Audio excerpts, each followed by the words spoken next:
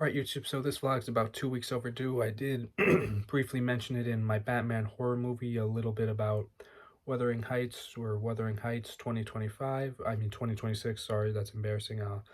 We're 2 months into, almost 3 months into 2026, and I'm almost still calling it 2025.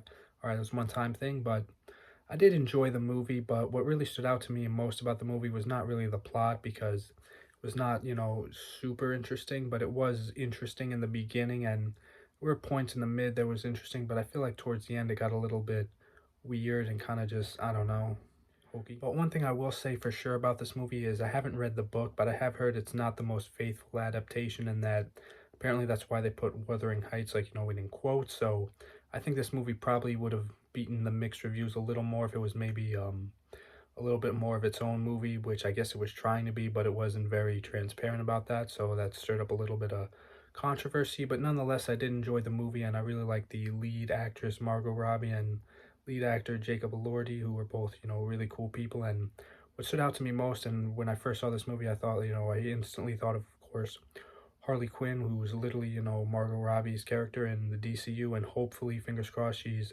returns Harley Quinn in the retcon DCU, and Jacob Elordi's a popular pick for Batman, an interesting pick. Sorry, forgive my awful voice cracking, but because he, gives me the Batman vibe, and it was also a really cool character, sort of the second half of the movie when he got the new look, when he had like a haircut and shaved the beard, which I'm not a fan of him with a beard, to be honest, because I don't know. But the best things about this movie definitely go to the logistics of the cinematography, which I have zero complaints about, and soundtrack. So, if nothing else, it was cool to see a movie that looked incredible and sounded good. And I also, what really stood out to me about this is I saw this movie for my birthday with a few friends back when it came out the day of, which was fascinating. It may not have been the typical movie I would think of when it comes out on my birthday, but it was definitely a fun movie nonetheless. So overall, if I had to give it a rating, maybe like a 7.5 to, yeah, 7.5, honestly, out of 10. So conclude this vlog by saying that imagine if Jacob and Owen Cooper were Batman and Robin, because Owen played young Jacob's character in Wuthering Heights, so